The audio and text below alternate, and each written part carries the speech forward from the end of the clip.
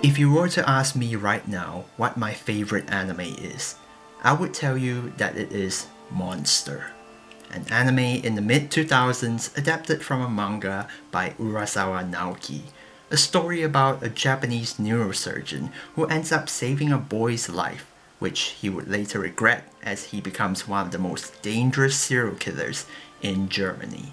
It is a story of constant mystery and fear as we follow this doctor through his dark and dangerous journey. And yet, if you were to ask me what anime is most often on my mind, it would be kinda surprising then that I would mention about a 24-episode romantic comedy filled with bright colors and beautiful figures. But that is just how I feel about Sakurasou no Pet na Kanojo. And if there is a best way to describe how I feel about this anime, it would be this. This right here is the first anime DVD I have ever owned, and I could not be happier.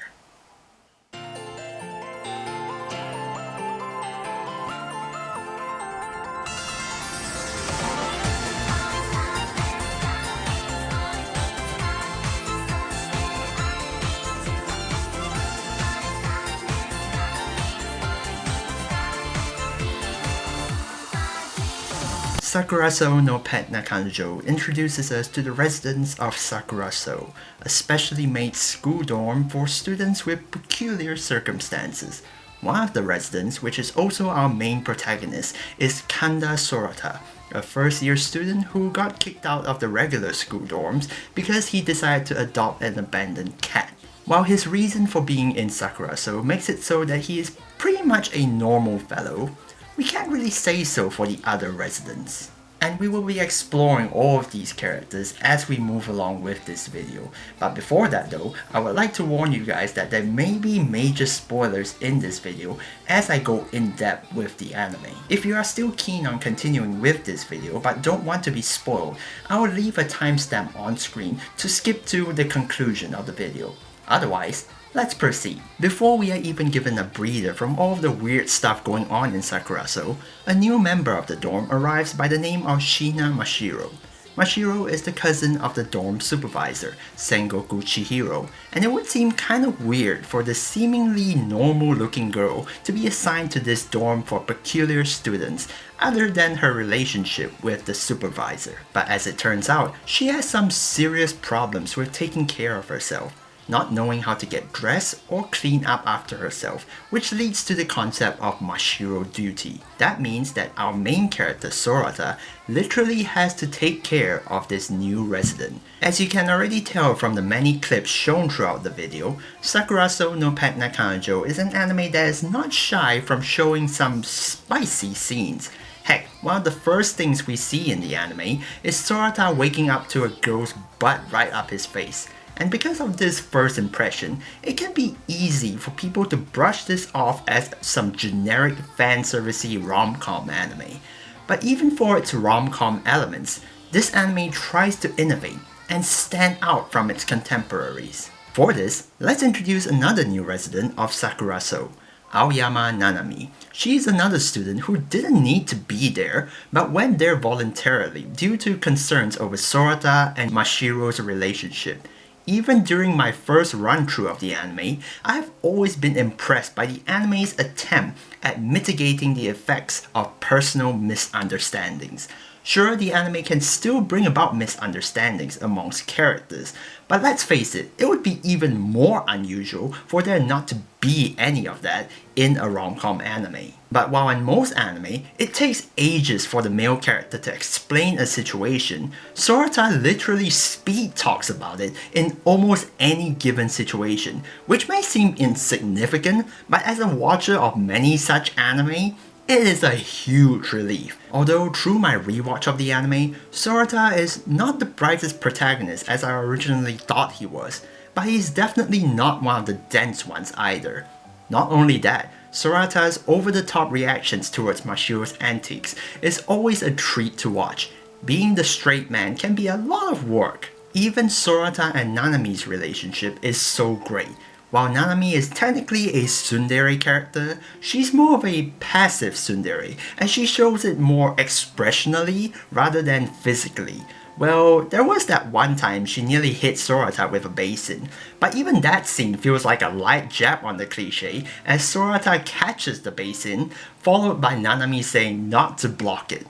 On top of all of that, Sorata and Nanami have shown so much interaction with each other as if they were best buddies, not forgetting the fact that Nanami being a love interest for Sorata. While this aspect may not necessarily be unique, it sure is great to see. What is unique though is definitely Nanami and Mashiro's relationship. Despite being the two love interests of Sorata, the two of them get along like best friends. From the moment Mashiro clarified the misunderstanding at the convenience store to Nanami, to when Nanami confronted Mashiro at the train station, they never seemed to have personal conflicts with each other about their love for Sorata. There have been several instances when Sorata picked one girl over the other due to some emergency, and yet these problems never drag on for longer than they need to be. In almost any other anime involving a love triangle, these personal conflicts may just end up taking over an entire anime's theme. And that's why it always bugs me when people classify Sakurasou no Pet no Kanojo as a romance anime. Well, technically it is still a romantic comedy anime. However, the romance in the anime takes the back seat for something more. If there's one thing that I've always loved about Sakurasou no Pet no Kanojo more than anything else, is the depiction of people with talent and those without. Sure, as time goes by, this isn't the only anime to tackle that subject matter. But Sakurasou no Pet no Kanojo has always stood out in that regard. We learn of how much of an important figure Mashiro is, being a world-famous artist, and how it plays a role for the other characters. Mashiro being so set in her ways that she would carry out a task once she sets her mind on something. That is why she questions Sorata's goals of leaving Sakurasou and what he wants to do with his life. It is both because of her constant interrogations and her talent that drives Sorata to want to pursue game development. And then there's Nanami, who went on to pursue voice acting even though her parents were against it. Because of that, she needs to be independent if it means working part-time in order to afford her studies. Seeing her constant diligence and struggles against the odds is probably the reason why I actually like Nanami more than Mashiro.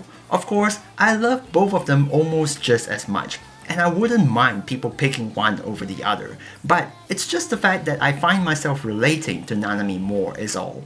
That is made even more apparent when the characters are hit with failure. That burning, aching feeling you get when you miss out on grasping that sweet victory. This anime makes that point really clear. The times with Sorata failing to clear the reviews, leading to his loss of motivation, or even outbursts towards Mashiro, whom he feels so desperate to catch up to.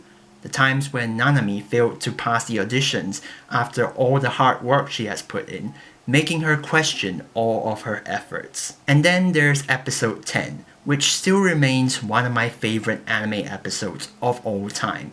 This is when Rita Ainsworth, a classmate of Mashiro in England, reveals her frustration and hatred for Mashiro because of how no matter how hard she tries, she will never reach her. From her perspective, she sees an untouchable icon who does not care whether or not there was anyone left in the classroom. But at the same time, we have another member of Sakurasou, Akasaka Ryunosuke, a genius computer programmer who rarely leaves his room. He confronts Rita for her excuses to quit painting, as it really is no reason to give up just because she feels inferior to Mashiro, leading to her running away from the group. While Ryunosuke may come off as harsh, he's slowly becoming my favorite character of the show after rewatching, but more of that later. Finally, Mashiro faces Rita and tells her that she was happy that Rita stayed with her when painting. It shows Mashiro's point of view that doesn't feel the massive pressure of competing with someone more talented, but rather a lonely artist looking for a friend. It is this exploration of perspectives that brilliantly encapsulates my favorite aspect of this anime. All of these scenarios constantly remind me of myself, that sinking feeling I get when I fail an exam, or when I fail a job interview, or when my videos on YouTube don't get the attention I was hoping for. You end up asking yourself, what was all of that for? Why can't I do this? Why should I even bother? 胸が痛いよ、後輩くん。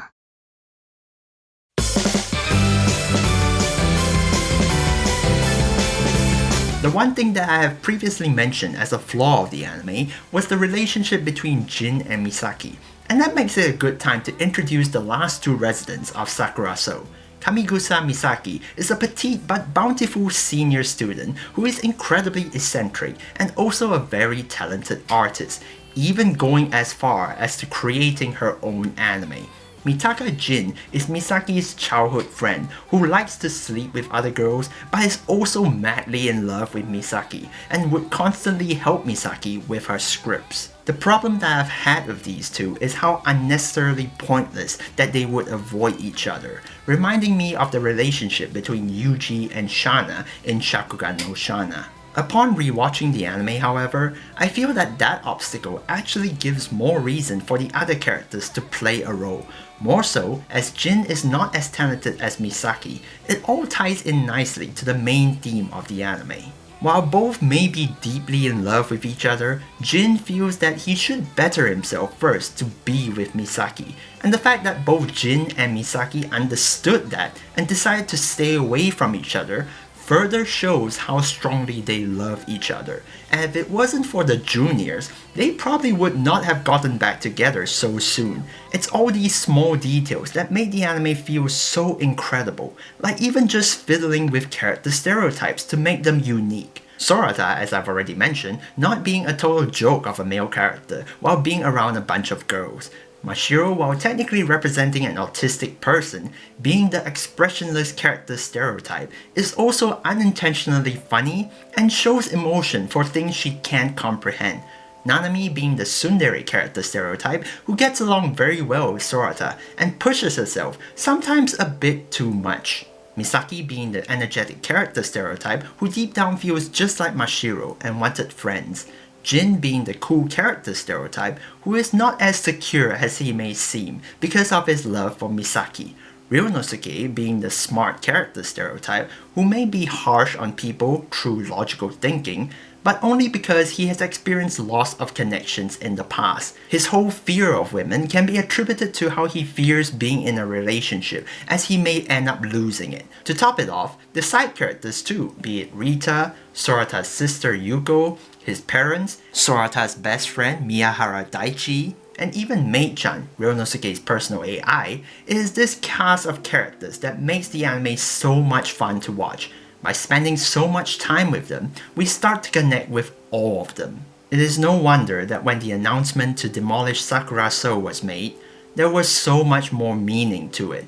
All the anime had to do was to deliver the final blow through Misaki's point of view, giving us more insight into her character. And what a spectacular way to cap it off it was.